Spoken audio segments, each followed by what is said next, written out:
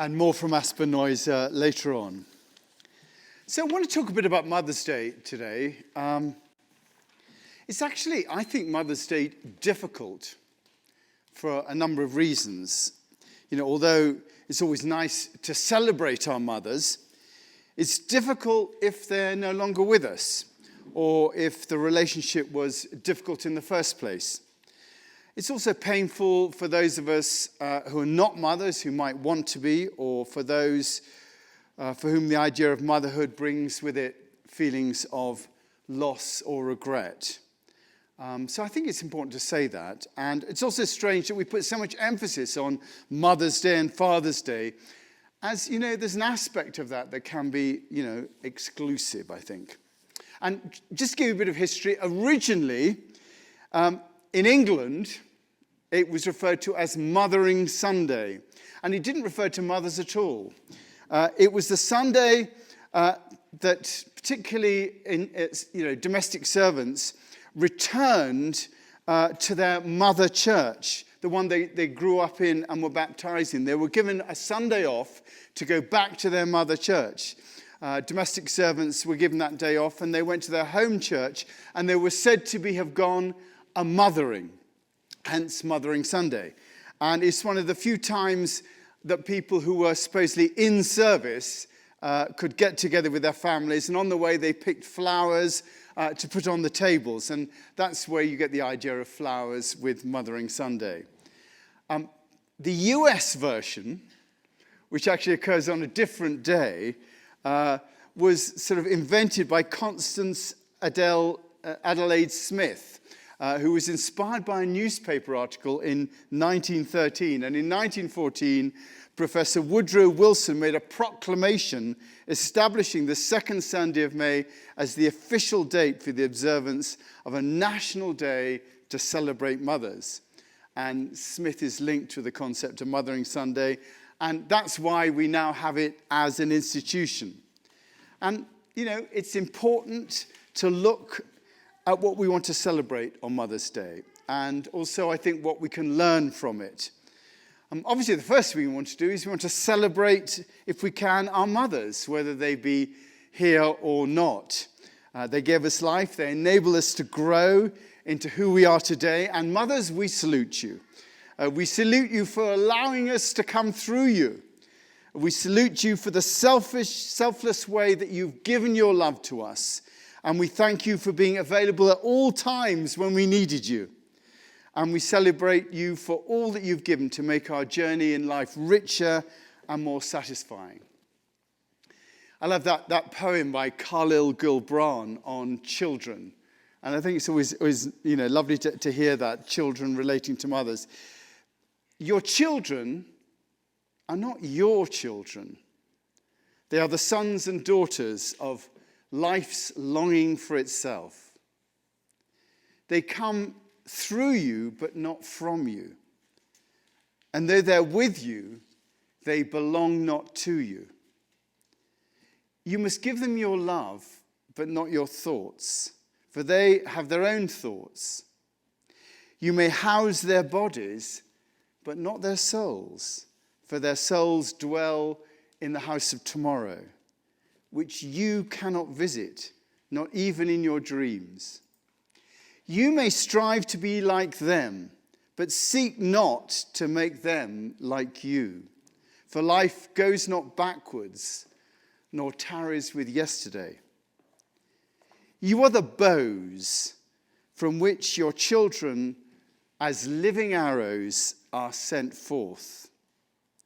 The archer sees the mark upon the path infinite, and he bends you with his might, that his arrows may go swift and far. Let your bending in the archer's hand be with gladness, for even as he loves the arrow that flies, so he loves also the bow that's stable. I love Khalil Gibran. If you've never read him before, The Prophet is the book where that comes out of, and I just want to recommend that. So, as children, we're grateful for our mothers. But I think Mother's Day lets us look at more than that. It also lets us celebrate the life of the feminine. And this year we've had a speaker program on the voice of the feminine. And it points us to remember that God is both father and mother, and all the gender fluidity in between. And I think the more we realize that the non-dual nature of reality, the more we drop our polarities. And that includes, I think, the gender polarity. Nowadays, this is breaking down, and gender is becoming less binary. There is more of a field approach to it, a spectrum. And I think it's no coincidence that the LGBTQ symbol is a rainbow. This lessening of fixity is, I think, a sign of a more inclusive attitude, and includes transgendering and sexual orientation. Richard Rohr's famous expression, "everything belongs," encompassing this. And I think a non-dualistic view signals that polarity is less important, and people feel more able to be fluid in their gender rather than being polarized. It also emphasizes that everything belongs. That makes people feel safe about declaring who they feel themselves to be, despite whatever box that they've put in. And I think that relates to mothering as well. The birthing of things and the caring of things, which has traditionally been put down to women, now includes men as well. And women are more able to take on identities that were much more the preserve of men, like serving in combat roles in the military. Again, that idea that everything belongs, which is why we cannot keep this genderization of God. Those of you here, when Rabbi Shira gave the first talk in our speaker series, she spoke on gender and the divine. He, she, it, them, they, ? God is mother just as much as father. Julian of Norwich, the mystic, says, God is our mother. It is a characteristic of God to overcome evil with good. Jesus Christ, therefore, who himself overcomes evil with good, is also our true mother. Just as God is our father, so God is also our mother. And I love that quote from Meister Eckhart, who says, we are meant to be mothers of God, for God is always needing to be born. And the idea that all of us are mothers of God in the way that we go around it. And it's interesting to see and observe the change we experience when we allow ourselves to see God as mother. For me, with God as father, I want to obey, achieve. I want to take territory, to convert, to conform, to serve, and to ensure that others serve. I have one eye over my shoulder, looking for his approval. I want to be right with God. His love depends on that approval, and I need to earn it. But with God as mother, I've, less for me to do. It's more about a way of being. I find myself in her. I am loved by her, and in turn become an expression of her love. With God as mother, I am nurtured by her. I'm encouraged to nurture in return. I'm more likely to listen than to try and persuade. More likely to cultivate the land than take possession of it. I'm more concerned for people's well-being than their correctness. I think it's quite interesting. If you took the story, who knows the story of the prodigal son? I'm not going to read it. Prodigal son, most of you, I think, know the story. What difference would it make if it was the mother that welcomed the son home rather than the father? Or if the son was a daughter, would the son have felt the need, the elder son need to divide the estate, to try and make his way in the world? Was he trying to prove something to his father? If he was a daughter, would he have come home sooner? Would the welcome have been different from a mother? Would the older son, if it was a daughter, have been jealous? So much of our behavior is framed by the attitudes we have to what's expected of us. And over the years, throughout the Bible and in churches up and down the country, what has been expected of God was a relationship with a male. It's a cultural thing, the predominance of the male. And you can see it beginning to change. Girl students at university are outnumbering men. Let's face it, women are smarter intellectually, emotionally, and spiritually. The Me Too movement has swept away a lot of the old thinking. And the emergence of the transgender community has also been a part of this. And all this is happening right now. And it's, I think, again, this move towards the female is reflected in more concern for the environment. While, acting out of a male imperative, we are likely to be warring over the earth and taking what we can with no thought for tomorrow. From a female perspective, the earth is just part of the motherhood that looks after us and thus needs to be nurtured in return. It just changes our attitude. And I thought, what would you do if we changed the Lord's Prayer to be a feminine thing? I gave it a go. Listen to this. Our Mother which art in heaven, sacred be thy name. Thy web of life be woven. Thy way be found within, as it is all around. Thank you this day for our bodies and daily bread, and forgive us our abuse of you, as we forgive others their abuse of us. And lead us not into exploitation, but deliver us from lording it over each other, and over all our fellow creatures. For thine are the waters of life, flowing through the hills and valleys of home, the breeding, seeding, and feeding ground, for now and for as long as life shall last. Amen. Amen. Good. Yes. No, So a different emphasis. I think I nicked bits of that, but I'm not quite sure where from. It's a different emphasis. It doesn't matter. That's really the point. To be aware of what's shaping us. That's what we should be thinking about on Mother's Day. We were shaped by our mothers. And what is shaping us? How are we culturally shaped by the patriarchy in which we live? How there's actually a balance between male and female and all in between. And if there is not, then the world would not be in balance. There is a balance, and the more we reflect it, the more we're able to live in harmony with each other and with the world within which we live. It's not wrong to say our father or to say our mother, but it can be quite shocking. When my mother she died last year, my mother, I was used to, in my last church, I used to add in the occasional, when God did this, she, and my mother, I could see her look up like this, if you just slip the word in occasionally. But us men, what we want to do is acknowledge the sweetness of the feminine.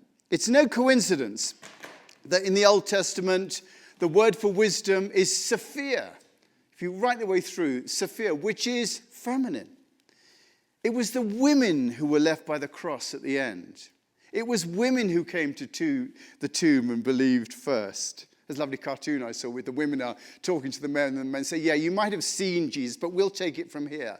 That's exactly how we behave as men.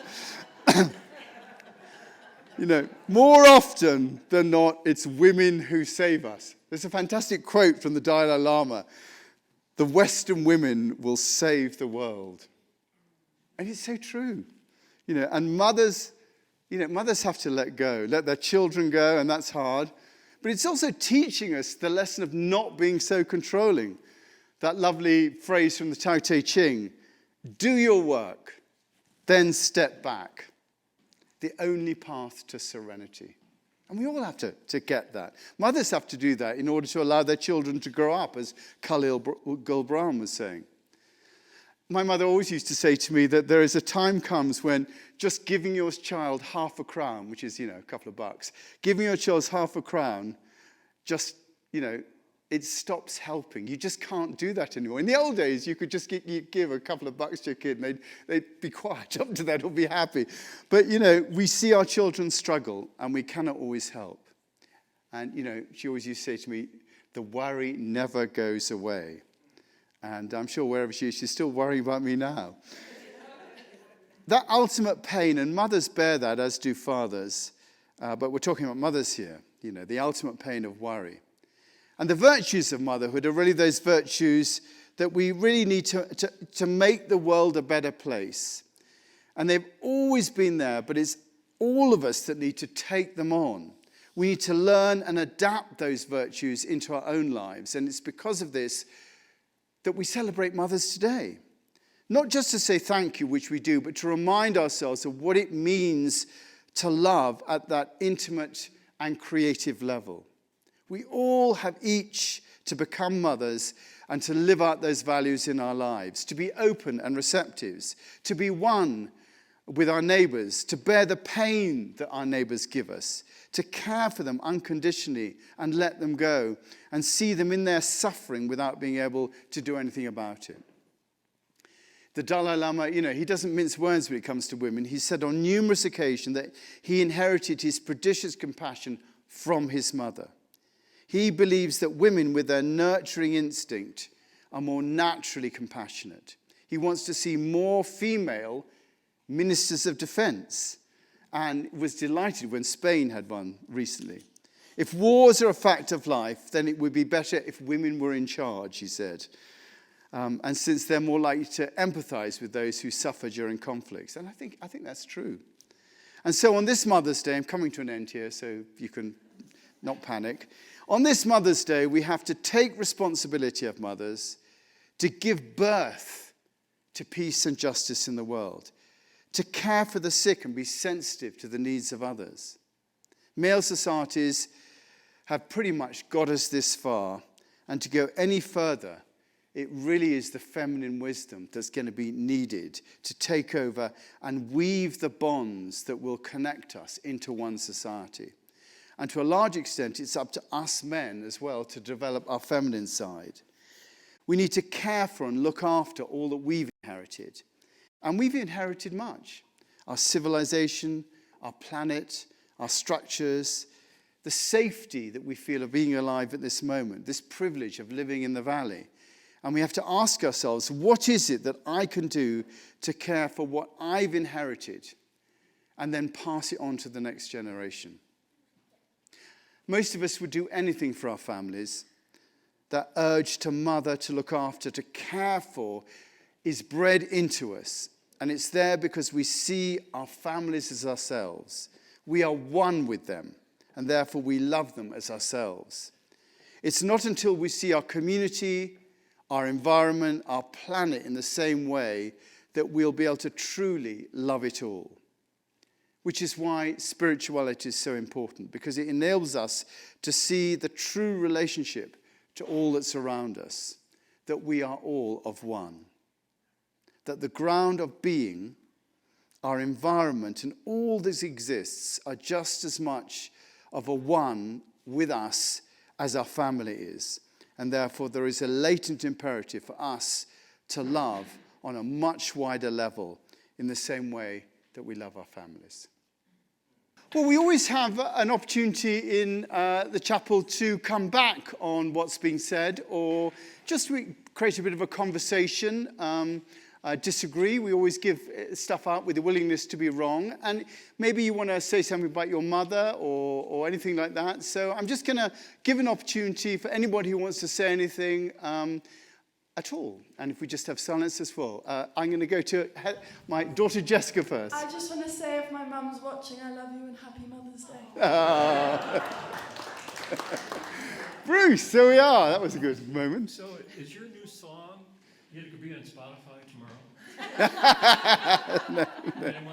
No. I think I had help from Matthew Fox in writing that, actually, to tell you the truth. So, yes, Mark, let's come across. Could you pass that to Mark? That's great. Happy birthday to Mom. Thursday, 98 years young. Oh, fantastic, Mark. Thank you very much. That's great. Anybody else? Other? Yes, there's Ward. Mimi and I went down to Kenya to Shea last week, and all of the Navajo women have rights to farm in the canyon, and that's been passed on to the women. That's interesting. So the women get the rights to do the farming. Ah, yes. Yes!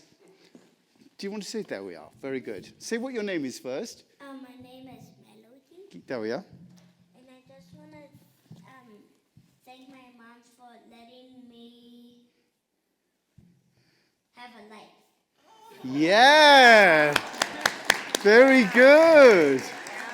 That's lovely. That's really lovely. Thank you. Yes. Anybody else like to say anything?